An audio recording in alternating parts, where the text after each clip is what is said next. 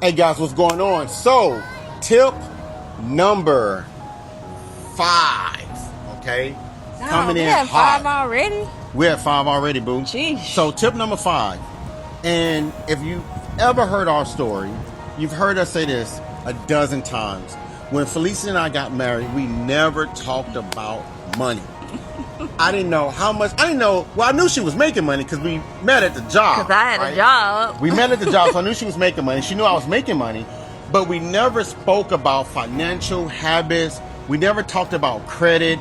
I never asked her how much money she had saved. She didn't ask me about savings. I mean, literally, we walked into a marriage financially blind. And here's the issue.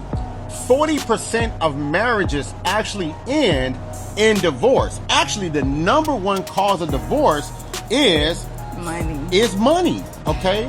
That is so crazy. Now, I mean, like, hearing it out loud, and it's absolutely the truth, but we did not have not one conversation about money. Like, we knew that we had jobs, so obviously we were making money, but we did not have a budget.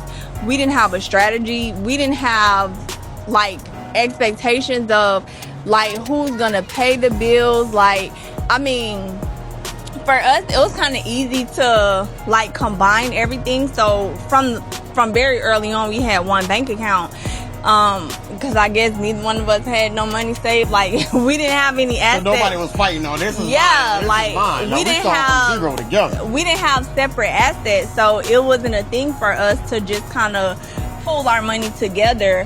But tip number 5, man, is have those money conversations. And I know it can be tough sometimes, because one of the biggest things, and I'm thankful that we never did this, sweetheart, was, like, blame each other. Yeah. You know, a lot of times we came up short, okay?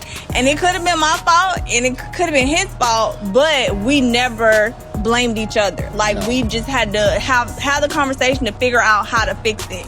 And a lot of times fixing it was just like, okay, we can't spend nothing right now, like, let's see. But even that didn't come until later on. So I definitely say have the money conversation and have it early. So, a few things you guys need to be talking about as it relates to money, though. One, you need to be talking about budgeting.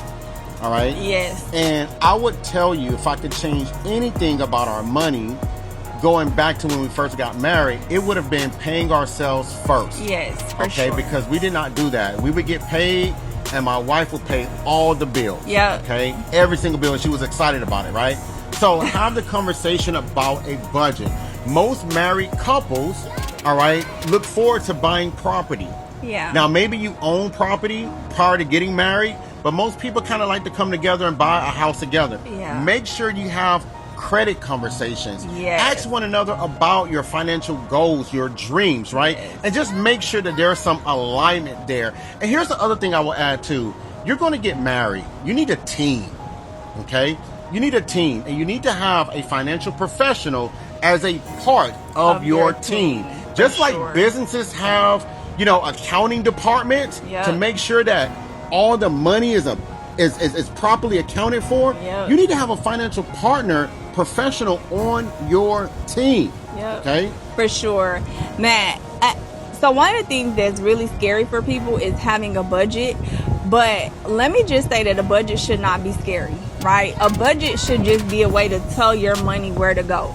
I think for me, early on when I heard budget, like, I did get a little afraid because, you know, a girl still likes to get her nails done. You know, a girl likes to get her hair done. But that's okay. We just have to budget it into the money. Like, we know what's coming in, and so we just have to budget. But have a team, talk about that money piece. That's a number one thing that leads to divorce, because it's arguments, right? Okay, guys, tip number 6. Yep. All right, and this couldn't be in a better spot because unfortunately a lot of people are fighting because of money. So tip number 6 is fight fair. Man. No below the belt type of, you know, comments. Yes. Do not intentionally belittle or insult your partner. Don't blame your partner. Don't like, blame your partner. Yes. Fight fair. Yes. And this is something that, and though I feel like I've always kind of fought fair a little bit, here's one of the things I had to realize, and I'm saying a little bit because My fair and her fair may be different. Yeah. I had to change how I approach conversations because I didn't want Felicia feeling like, you know, that I believe or thought that she was always the problem. And here's Right. the truth. If we have an issue, it's not she has an issue or I have an issue. Is we have an really issue. have an issue. Yeah. So let's talk about the issue then that we have together and seek, all right, a solution. resolution, yeah. Absolutely. Yeah, you have to learn how to fight fair. That's with your words, that's with your actions. I know early on in our marriage, I didn't fight fair because I would just shut down. So like Tremaine would have, you know, valid concerns, and in those times I didn't know how to properly express like my thoughts about him, and so I would just shut down, and that just left him frustrated. So fighting fair comes in many different ways. So just because you're not aggressive or like talking back still doesn't mean that you're fighting fair. Like you have to be able to communicate, even if that, sweetheart, I don't have an answer for you for that right now, like give me a little bit and let me come back to that. All right, guys, look, that is 6 tips. I hope we are helping you guys. Again, if you're married right now, please share with us in the comment section below some tips that have helped you and your spouse stay together. Hey, guys, we look forward to tip number 7. Peace.